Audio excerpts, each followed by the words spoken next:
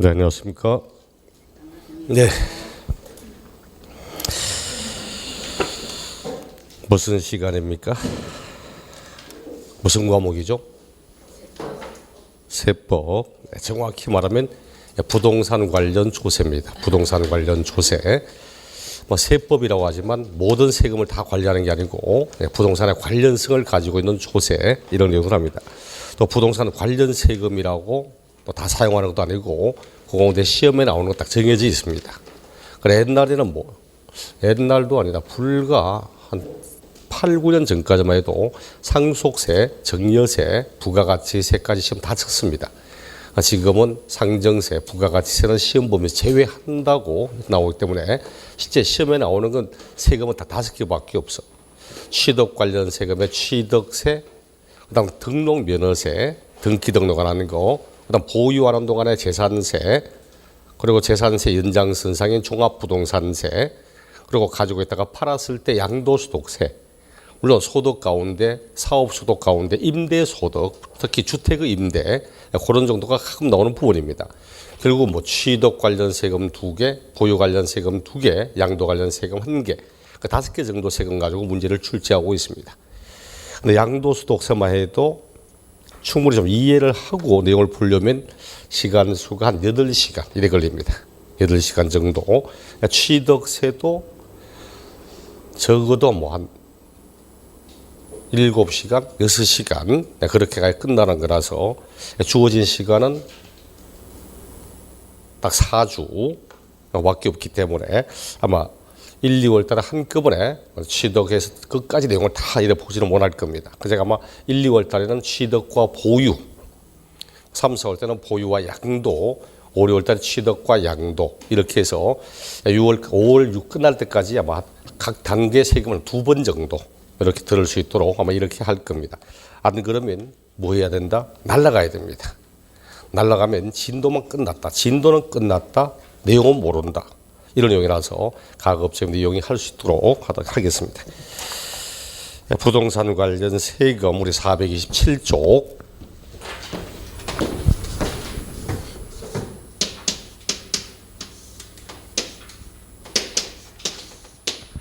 제 이름은 이렇습니다.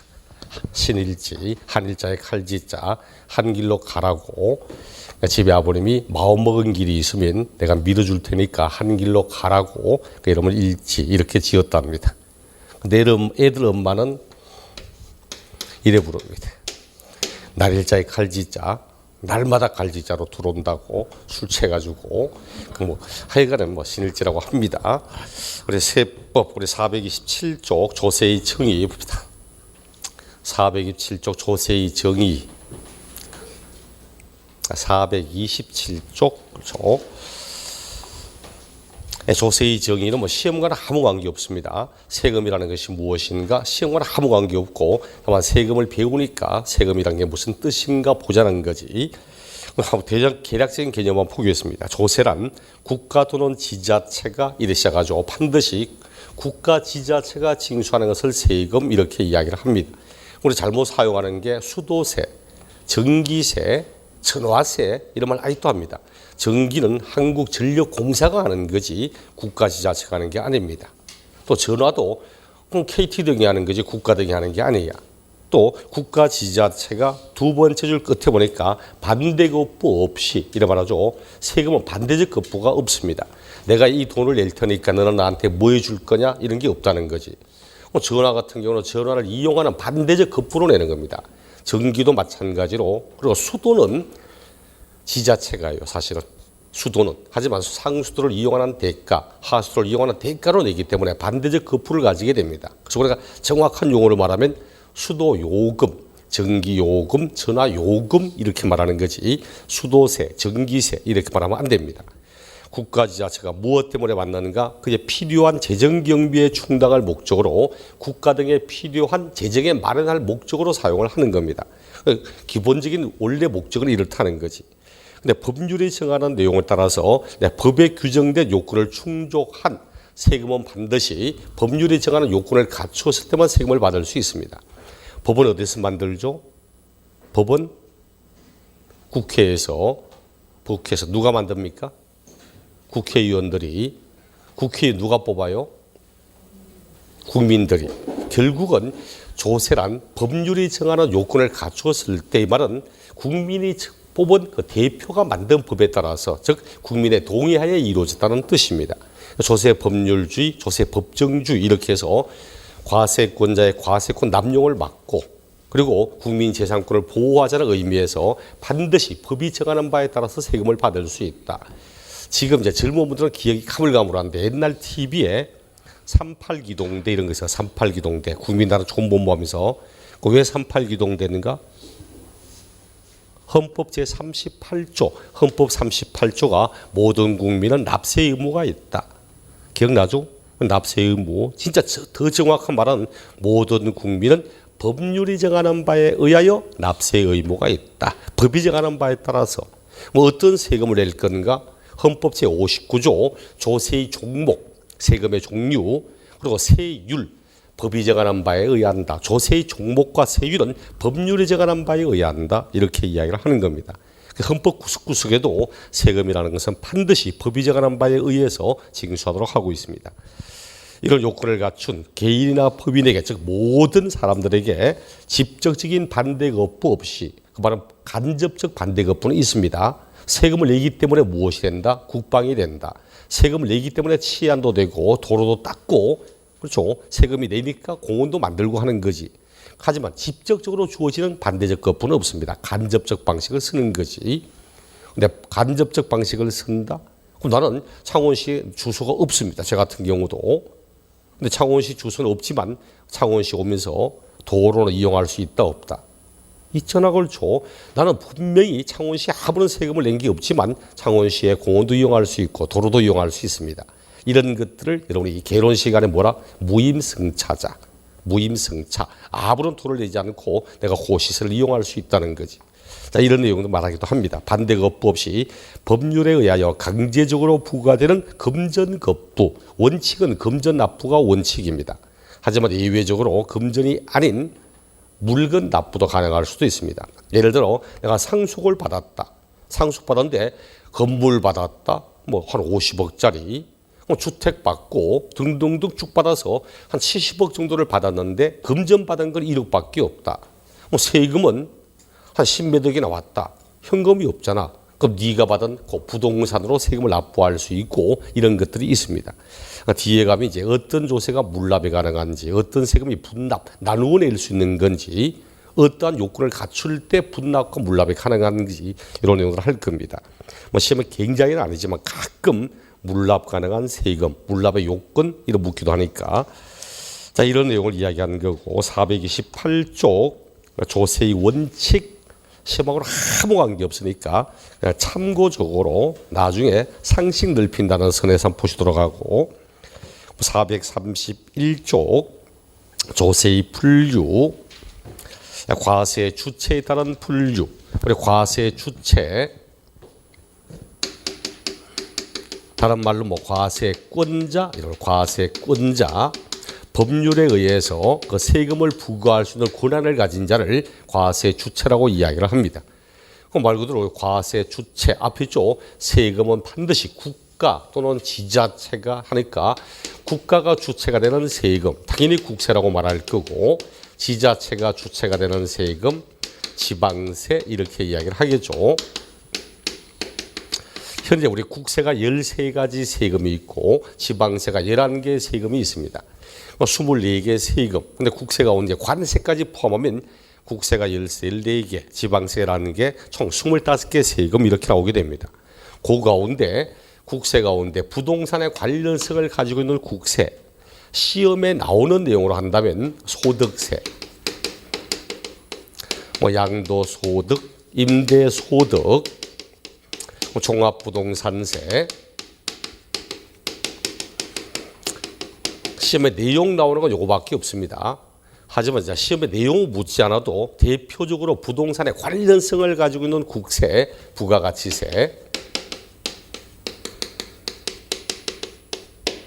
부가가치세, 상가 점포나 이런 거 가지고 있는 분 지금 부가가치세 신고 납부하라고 나와 있을 건데 신고기한 안내에서 나와 있습니다.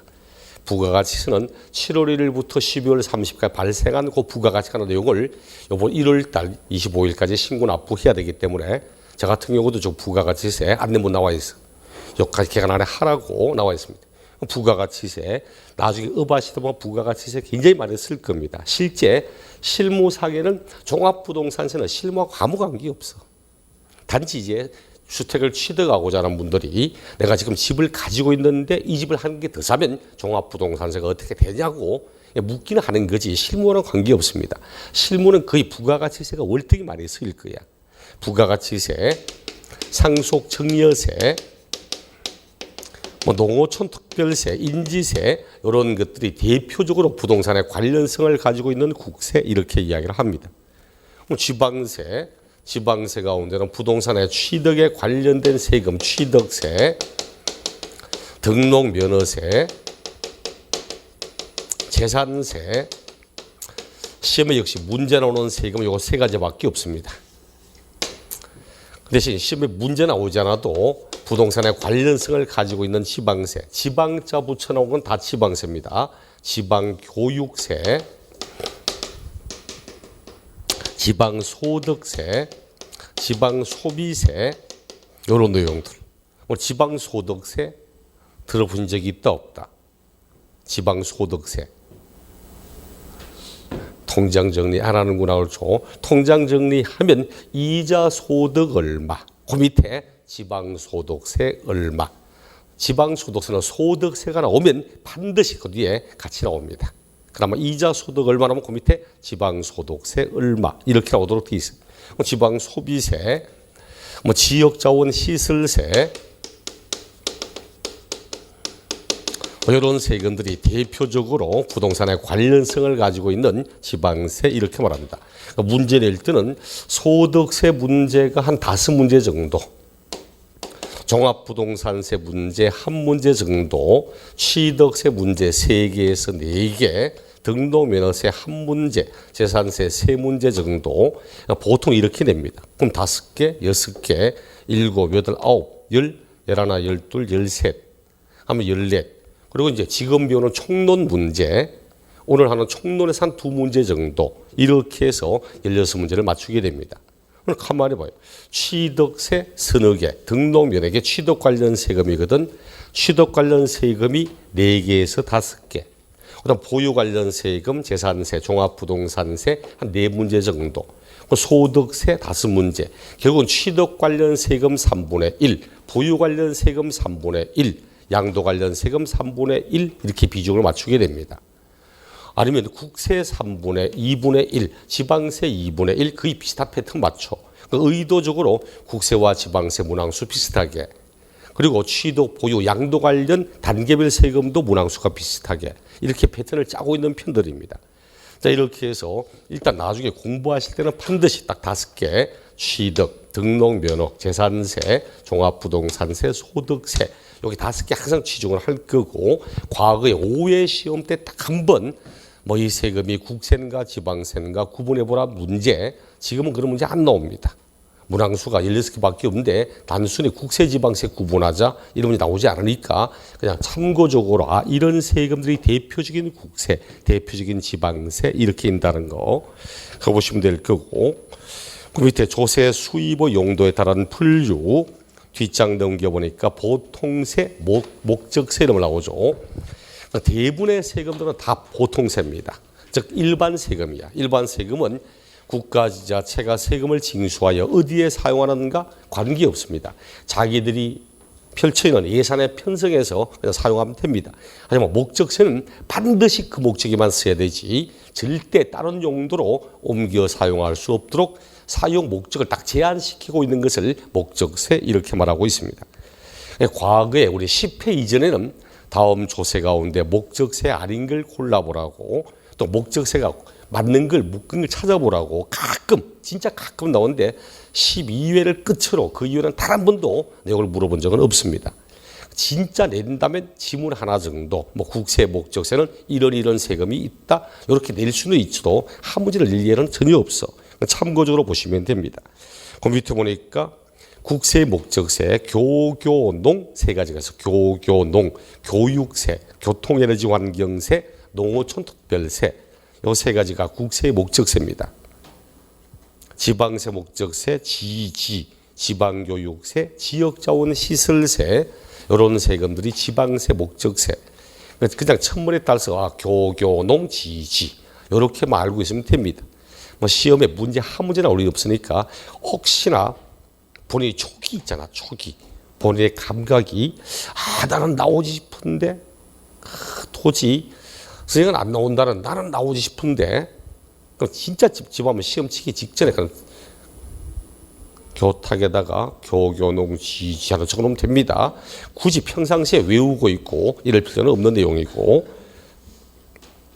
어떻게 보면 선생님 시험 치러 가서 중고등학교 시험 치러 가는데 요즘 대학도 다 오픈하고 있지만 학생들 비우는데 안 부끄럽냐고. 괜찮습니다. 걔도 다 적으니까 상관없습니다. 그다음 과세상 귀속 여부에 따른 분류 인세와 물세. 이건 좀 봅시다. 인세와 물세는 시험에 이 세금이 인세입니까? 이 세금이 물세입니까? 이런 안 묻습니다. 근데 인세인지 물세인지를 이해하면 상당히 많은 부분을 이해할 수 있어. 알고 있습니다. 봐. 물세라는 것은 납세의무자 인적 상황은 보지 않고서 과세하는 물건, 과세하는 대상만을 보고 부과하는 세금을 물세라고 말하고, 인세는 납세의무자의 인적 상황을 고려하여 부과하는 세금을 인세라고 이야기를 합니다. 그럼 대표적으로 예를 들어서 우리 소득세는 인세일까 물세일까? 소득세는 인세입니다. 왜? 소득세가 예를 들어 물세라고 쳐봐. 물세라고 하면 납세의무자의 인적상은 전혀 고려하지 않고 과세하는 대상, 과세하는 물건, 소득세 과세 대상은 소득 금액입니다. 그럼 이 양반이 혼인했는지 안 했는지, 자녀가 있는지 없는지, 어른을 모시고 사는지, 어른이 편찮으신지 말든지, 아무 배우자가 있든지 말든지 똑같은 소득을 받으면 똑같은 세금을 내야 된다. 그게 물세가 되는 거야. 하지만 인세이기 때문에 혼인했네, 배우자 공제, 자녀 있네, 자녀 공제, 그리고 어른 모시고 사네, 연로자 공제, 장애인 공제 등등 각종 인적 물적 공제를 하는 겁니다. 이렇게 인세가 되고 물세가 되는 의미에서 무슨 차이가 있냐니까 앞으로 보세요. 시험에 나오는 모든 지방세, 시험에 출제가 되는 지방세는 다 물세입니다.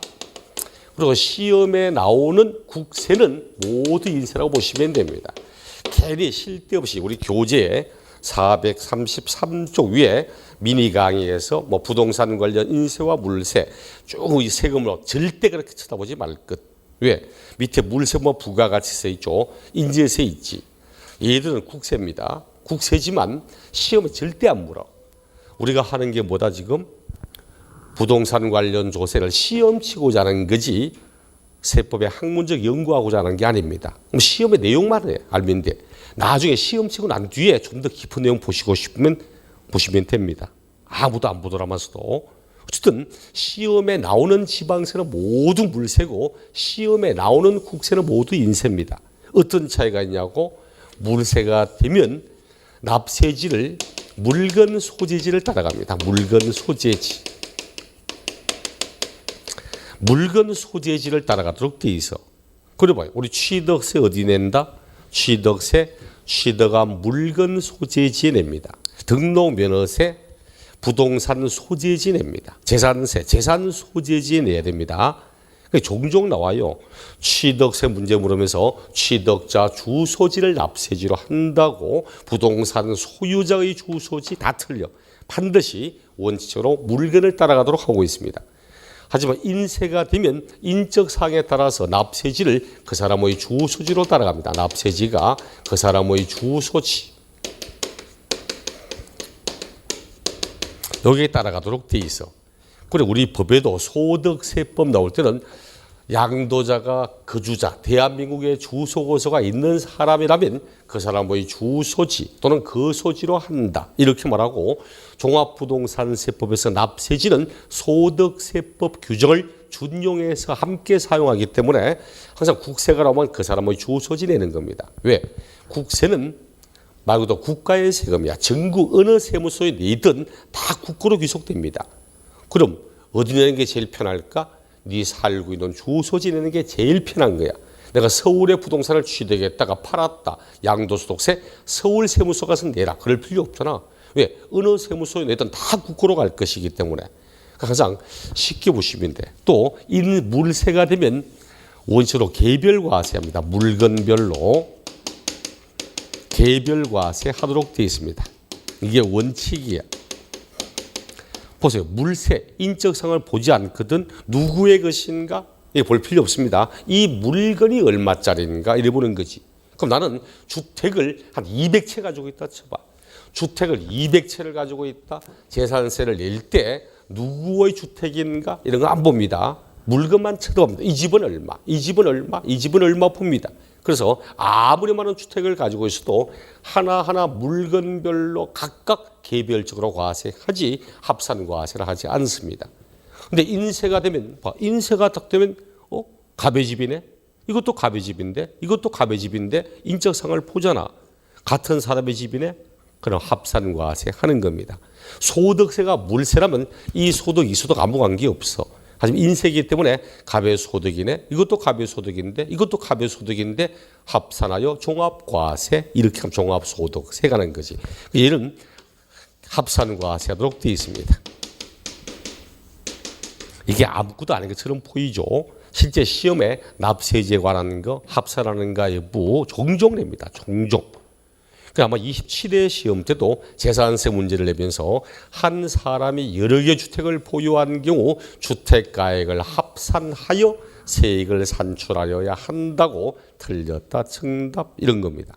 이런 것처럼 취득세가 물세입니까? 소득세가 인세입니까? 이런 문제 안 됩니다. 하지만 지방세가 물세이기 때문에 이런 성격이 있고 국세가 인세이기 때문에 이런 성격이 있다. 이런 거 알고 있으면 문제를 푸는데 상당히 많은 도움이 되기 때문에 꼭 아시라고 이야기를 하는 겁니다. 그리고 다음에 나오는 과세 표준 표시 방법에 따른 분류 종가세와 종량세 이건 뒤에가 또 나올 건데 종가세는 금액과 가액을 바탕으로 세액을 산출하는 것을 종가세라고 합니다.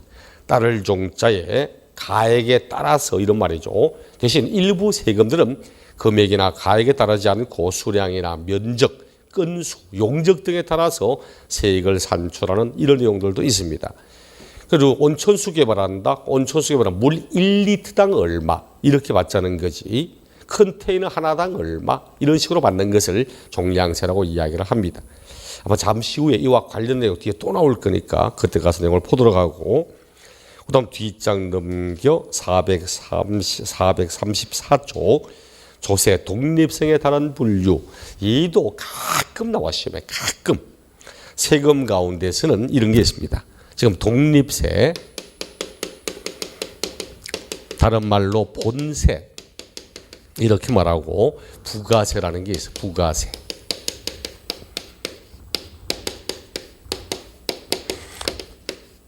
우리 부가세 포함, 부가세 별도 이런 말 들어봤죠? 그때 부가세는 부가가치세를 줄인 말이고 여기서는 부가세는 그 뜻이 아니고 부가, 덧붙여 받는 세금 이런 뜻입니다. 얘는 혼자서는 절대 나올 수 없는 세금입니다. 앞에 있는 본세가 나오면 나도 이 세금에 얼마 받겠다 이렇게 따라 붙이는 세금이지 혼자서는 절대 나올 수가 없어. 그럼 예를 들어 시험에 나오는 세금 딱 5개 취득세, 등록면허세, 재산세, 종합부동산세, 소득세 이렇게 나오면 취득세가 나오면 취득세 뒤에 일단 요거부터 부가세는 시험에 나오는 부동산 관련 부가세는 우리가 2개밖에 없습니다. 딱 2개밖에 없어. 지방교육세 그리고 농어촌 특별세 딱 2개밖에 없어. 지방교육세와 농어촌 특별세 2가지밖에 없습니다. 실제로 이렇게만 알아도 문제 푸는데 거의 지장이 없어. 부가세는 지방교육세, 농특세 딱 2가지밖에 없다는 거. 이게 뭐 중요하냐고? 지방교육세는 지방세 목적세였습니다. 지방세 목적세였고 농어촌 특별세는 국세의 목적세였습니다. 그러니까 얘들은 목적세이면서 부가세야. 그럼 요 놈은 지방세고 요 놈은 국세입니다. 자, 끝. 앞에가 요 세 가지 지방세. 앞에 본세가 지방세가 나오면 뒤에 부가세는 지방세로서 지방교육세 나옵니다. 앞에 있는 본세가 국세가 나오면 뒤에 부가세는 국세로서 농특세 나옵니다. 그게 얼마나 쉬워. 취득세가 나온다. 지방세로니까 얘는 지방교육세 나와. 등록면허세가 나온다. 역시 지방세니까 지방교육세가 나옵니다. 재산세, 지방세니까 지방교육세 나옵니다.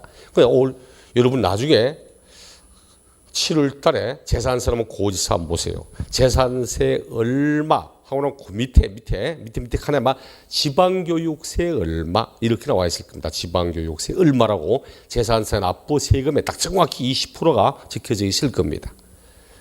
종합부동산세는 국세니까 농어촌 특별세 나옵니다. 농어촌 특별세. 그냥 소득세가 문제야. 소득세 뒤에는 원칙으로 부가세가 없습니다. 옛날에는 소득세 얼마, 그 밑에 주민세 얼마 있었어. 혹시 기억나시면 몰라? 과거에는 근로소득이라는 소득세 얼마면 주민세 얼마. 통장 정리도 이자 소득 얼마면 밑에 주민세 얼마.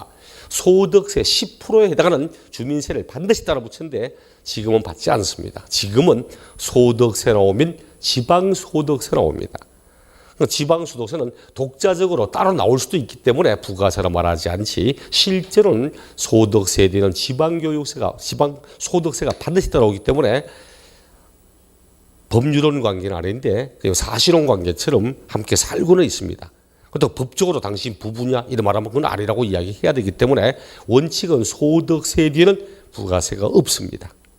대신 마지막 한 가지 취득세는 분명히 지방세이기 때문에 지방세로서 지방교육세 나오지만 취득세는 특이하게 농어촌 특별세, 농특세도 함께 나옵니다. 하나의 세금에 두 가지 부가세가 모두 나오는 게 원칙은 얘밖에 없습니다. 얘밖에. 자, 이렇게 해서 요 정도만 합시다. 뒤에 가서 뭐 몇 프로 하는가 어떻게 하는가 하는 것은 좀 더 뒤에 가서 보시면 될 거고 현재 여러분은 딱 요 정도. 어떤 본세 뒤에 어떤 부가세가 나오는지. 가장 최근 나왔던 문제가 아마 22회인가 23회인가 마지막 문제예요. 그때도 다음 앞에 있는 본세와 뒤에 부가세 연결이 올바른 걸 찾으라고 해서 정답이 재산세 뒤에 지방교육세. 지금은 딱 그 정도 수준밖에 묻지 않습니다. 그 시험 자체가 굉장히 깊은 걸 요구하지 않는데 여러분이 굉장히 깊은 걸 알 필요는 없어. 항상 기본적으로 요 정도 어떤 조세에 첫째 부가세는 지방교육세, 농특세가 있다는 사실 이놈만 알면 지방세 뒤에는 지방교육세가 모두 붙고 국세 뒤에 농특세가 붙는다. 그리고 두 번째 특징적으로 취득세는 지방세지만 농특세도 함께 나오고 있고 소득세는 부가세 없다. 뭐 이런 정도로만 보시면 됩니다. 요로만 해도 처음 하시는 분은 뭔 말하는지 되게 머리 아프지만 일단 기본적으로 이래 보시면 돼. 나중에 실무하시면 굉장히 많은 걸 알 겁니다. 그렇죠? 시험 치잖아. 문항수는 적은데 나중에 여러분이 업을 한다고 진짜 오픈해서 가게 오픈해서 딱 보면 실무상에 제일 많이 써먹는 게 세법 공법입니다. 근데 공법은 좀 전문적으로 할 때 필요하지 전문적으로 하는 거 아니면 아무 의미 없어. 그러니까 여러분이 아마 업을 하실 때 제일 많이 묻고 사람들이 제일 많이 묻고 하는 게 세법일 겁니다. 뭐 취득세 됩니까? 팔면 의됩니까? 뭐 사면 종부세 의됩니까? 굉장히 많이 물을 겁니다. 근데 전혀 묵묵부답. 나도 잘 몰라요. 이러면 이제 문제가 있거든. 문항수는 적어도 실무상에 제일 필요한 내용이 이겁니다. 학개론이나 민법은 그냥 베이스입니다. 너가 민법 묻고 하지는 않거든. 법을 이해하는 기본 베이스고 중개사법은 말고 중개업자에게 필요한 내용이라서 특별한 내용은 없고 공시지적은 역시 업자가 하는 게 아니거든. 그래서 공시는 알아야 돼. 등기부를 볼 줄 알아야 됩니다. 등기부를 볼 줄 알아야 혹시나 잘못된 내용은 아닌지 법적인 검토하기 때문에 나중에 가시면 진짜 꼭 필요한 게 세법 공시 이럴 겁니다. 어쨌든 너 지금 처음 하면서 생각보다 되게 어렵네 이런 생각하시면 안 됩니다. 누구든지 처음 하는 것은 되게 어렵습니다. 아무것도 공부하지 않은 애가 학교 딱 들어갔을 때 처음 영어 배운다, 처음 수학 배운다, 되게 어렵습니다. 초등학교 저저 1학년 딱 들어가니까 지금 애들은 다 알고 들어가지만 1학년 딱 들어갔다 1 더하기 1이 얼마고 1 더하기 7이 얼마고 그 다음 구구단 한다. 걔한테 되게 어려운 이야기입니다. 그걸 딱 듣자마자 아 저런 뜻이구나 저런 내용이구나 아 고개를 끄덕이고 내용을 알고 이런 정도라면 얘기하시면 안 돼. 사법고시를 준비하든지 뭐 회계사를 준비하든지 천재수준이라고 보시면 됩니다. 그 자꾸 보고 또 보고 이렇게 해야만 정확히 하는 것이. 저도 그래 못 따라가지만 미국의 꽤 유명한 진짜 전설적인 너클보투스였던 사람이 이렇게 말하더라고. 노력하고 또 노력해라. 그러면 어느 정도 선에 설 거다. 아 이제 내가 어느 정도 선에 섰구나 이 생각 딱 들면 거기서 조금 더 노력을 해라. 그럼 정상이 될 거다. 정상이 되었다는 마음이 들면 거기서 조금 더 노력을 해라. 그럼 네가 전설이 될 거라고 그런 얘기 하더라고.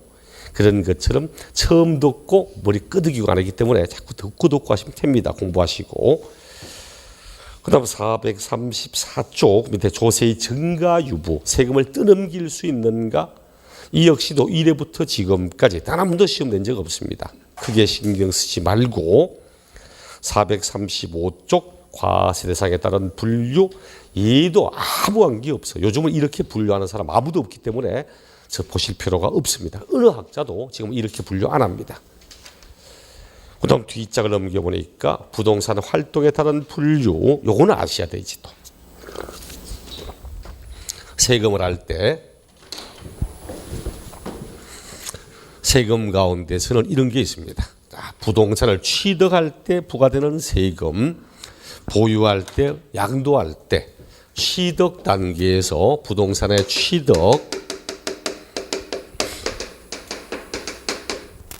취득한 부동산을 보유하고 있고 보유하던 부동산을 타인에게 양도하고 있습니다.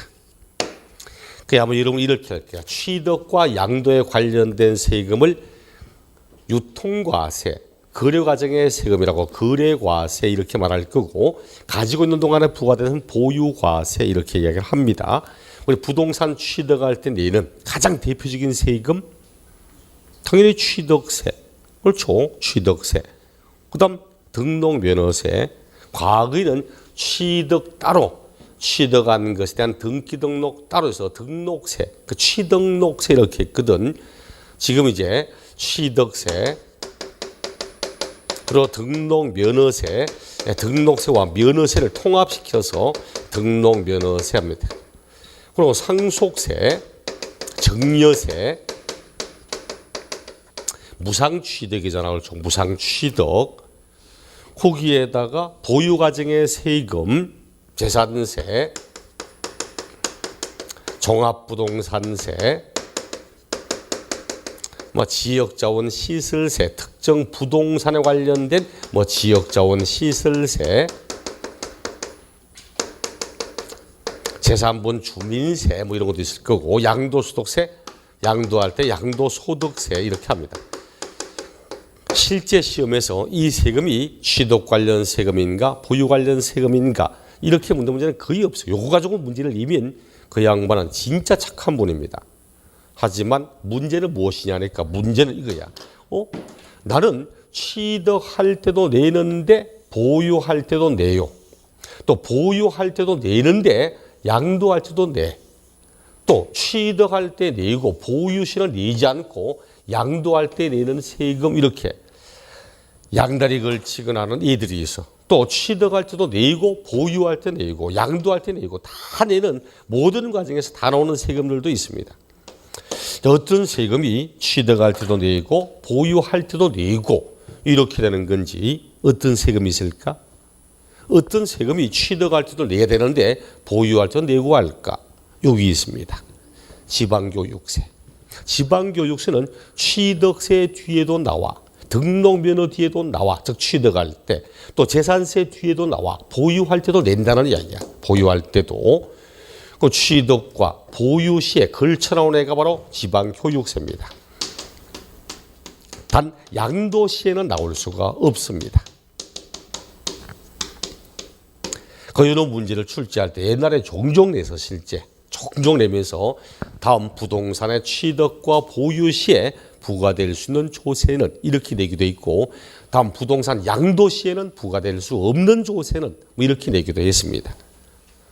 또 부동산의 취득과 양도, 취득할 때도 내는데 보유와 양도, 보유할 때도 내는데 양도할 때 내는 세금, 종합소득세. 여러분 뒤에 가서 소득세를 비면 알 겁니다. 양도소득은 종합소득에 포함시키지 않습니다.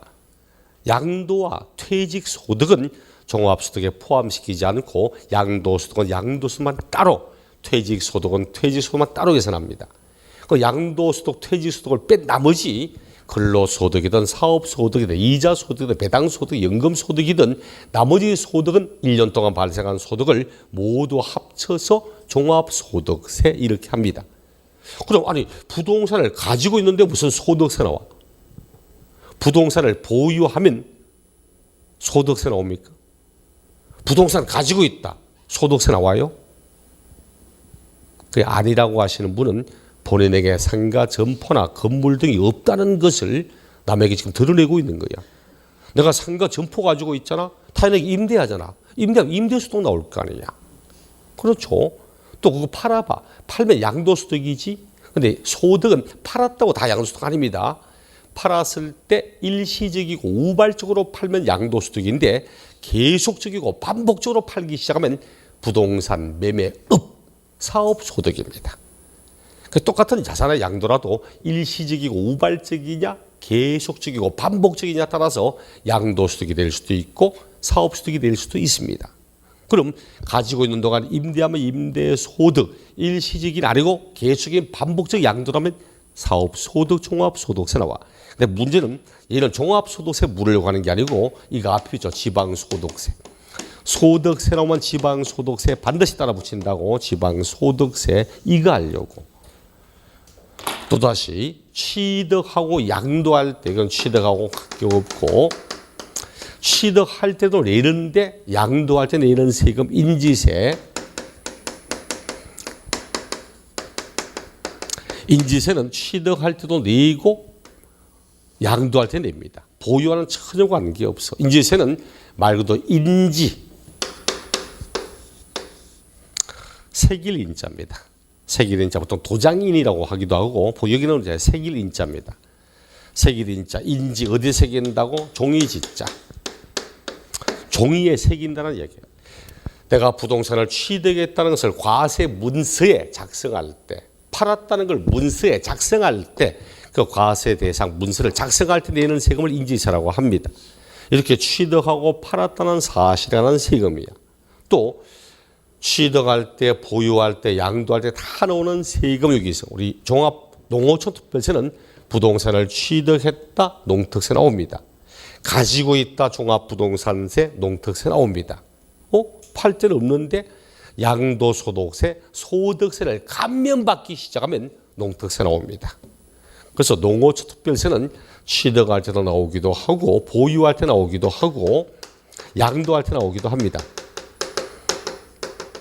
그리고 굳이 하나 더 하면 이제 부가가치세다. 부가가치세.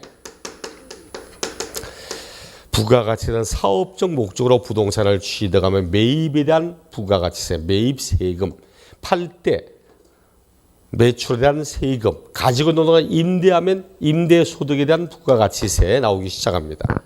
자, 이렇게 해서 저렇게 우리 교재처럼 취득 관련 세금, 취득 등록면허, 상수세금, 농특세 막 이래보면 진짜 머리 아파. 이 절대 이래 쳐다보지 말 것. 칠판처럼 보시면 됩니다. 칠판처럼 대표적인 취득 관련, 보유 관련, 양도 관련, 그리고 취득과 보유하면 지방교육세, 보유와 양도 지방소득세, 취득과 양도 인지세, 전 단계 다 나오는 농특세, 부가가치세 이렇게 정리해서 보시면 됩니다. 그 옆에 문제를 봐요. 437쪽 2029년 4월 중 부동산을 취득하는 경우 취득 단계에서 부담할 수 있는 세금을 모두 골라보라고 25회 문제 나오죠. 취득 단계에서 사실은 굉장히 쉬운 문제야. 왜?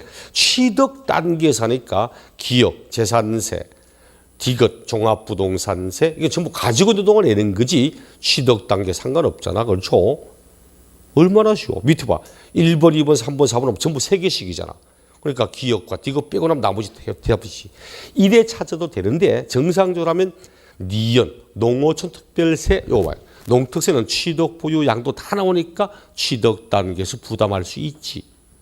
그다음 니열, 지방교육세, 지방교육세는 취득과 보유세 나오니까 취득할 때 부담할 수 있는 세금이지.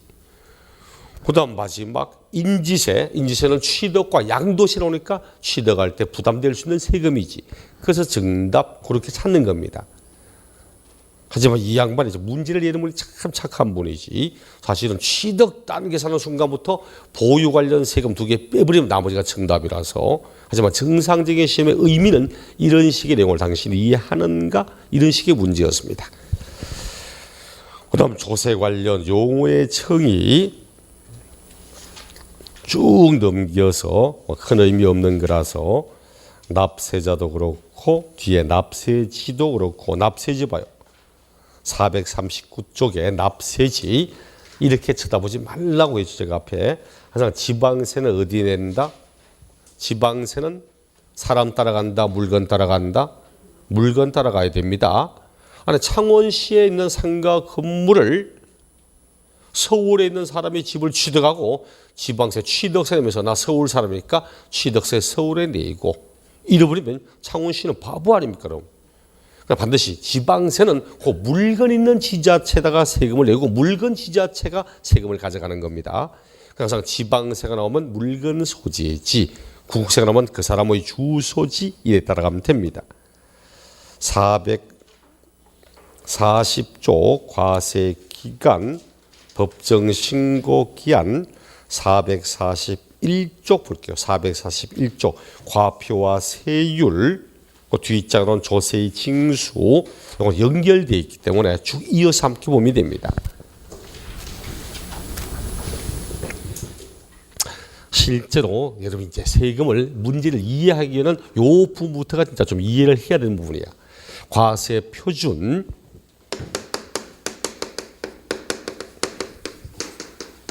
곱하기 세율, 과세 표준이 나오면 반드시 그 밑에는 세율이 나옵니다. 이렇게 해서 구한 것을 산출세액이라고 합니다.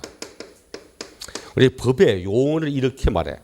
법에서 말하기를 법적에서 우리 과세 표준이라 하면 세액을 산출하기 위한 근거, 세액 산출의 기초, 이제 과세 표준 이래 말합니다. 보통 일반 과표가 얼마다 과표 이래 이야기를 합니다. 이 과세 표준 앞이었지. 과세 표준이 금액이나 가액이다. 자, 금액이나 가액을 바탕으로 세액을 산출하고 있다. 이런 것들을 종가세라고 했습니다. 종가세. 달을 종자, 쫓을 정조 쓴다 했죠. 가액에 따라 세액을 산출하고 있다. 이게 종가세라고 했고 대신 두 번째 금액이나 가액하고 아무 관계없이 수량을 가지고 면적을 가지고 용적을 가지고 건수를 가지고 이런 식을 가지고 세금을 산출한 조세를 종량세라고 합니다. 종량세. 수량 등에 따라 세금을 산출하고 있다. 종량세라고 이야기를 합니다. 그럼 시험에 나오는 조세 가운데 종량세를 사용하는 건 오직 하나밖에 없습니다. 등록면허세밖에 없어. 등록면허세. 등록면허세는 우리가 말소 등기 등을 하잖아. 한 건당 말소할 때 한 건당 6,000원 냅니다. 내가 은행 가서 대출 받았다. 그렇게 대출 받고 저당권 설정할 때는 그때는 채권 금액을 가지고 세금을 산출합니다. 채권 금액의 얼마, 1000분의 2 이래 갑니다. 하지만 설정한 그 등기를 다음에 돈을 갚고 말소하잖아. 말소할 때는 얼마짜리를 지우든 한 건을 지울 때마다 하나 6,000원 됩니다. 6,000원. 내가 1억짜리 전세권을 말소한다. 6,000원. 1,000억짜리 저당권을 말소도 6,000원입니다.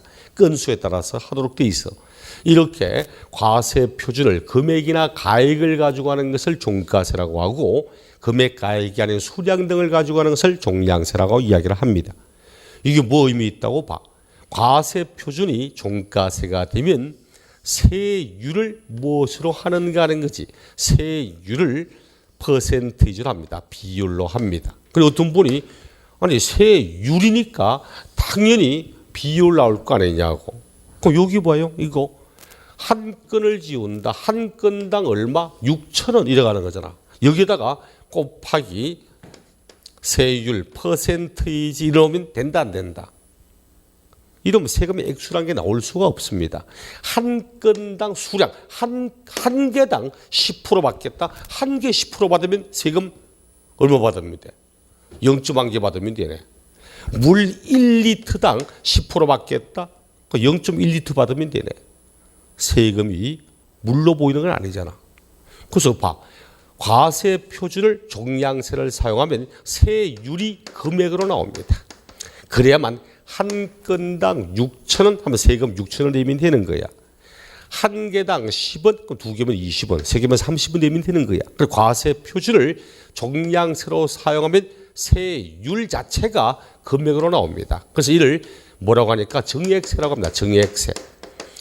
과세 표준에 대한 금액이 얼마든 상관없이 세금의 액수가 똑같다고. 1,000만 원짜리를 지우든 1억짜리를 지우든 1,000억짜리를 지우든 한 건을 말소할 때마다 똑같이 6,000원 낸다고. 이를 정액세 이렇게 이야기를 합니다. 대신 요거 이제 종가세 금액과 가액에 따라서 세율이 나오는데 요 세율이 금액이 얼마든 가액이 얼마든 항상 일정하다. 딱 고정되어 있다. 이를 정률세. 세율이 일정하다고. 다른 말로 비례세 금액에 비례하여 세금이 증가된다고 이렇게 말합니다. 그럼 만약 10%다. 부가가치가 10%입니다. 딱 비율적 비례거든. 딱 10%입니다. 1,000만 원이다. 그럼 이제 100만 원 내면 돼. 1억이면 1,000만 원 내면 되고, 그런데 금액의 크기에 따라 요 세율이 변동되기 시작합니다. 그럼 누진세가 되는 거야. 누진세. 금액이 작을 때는 낮은 세율, 금액이 많아지면 높은 세율 갑니다. 대한민국 소득세는 과세표 1년 동안 발생된 소득의 과세표준의 금액이 1,200만 원 이하가 되면 6% 세율을 적용시킵니다. 쉽게 말해 1년 동안 1,200만 원, 근로소득자라면 월소득이 100만 원, 1년 12달이잖아. 월소득이 100만 원 이하가 되면 1,200만 원 이하가 되거든. 그 월소득 100만 원 이하인 분에서는 6% 세율을 적용합니다. 그런데 연소득이 5억이 넘어가고 있다. 42% 세율을 적용시킵니다. 42%를. 대부분 국가 대부분 다 그래. 미국 같은 경우도 아마 46%인가 그렇고 캐나다 같은 경우는 48%인가 그렇습니다. 그런데 거기에도 뒤에 지방세처럼 붙거든.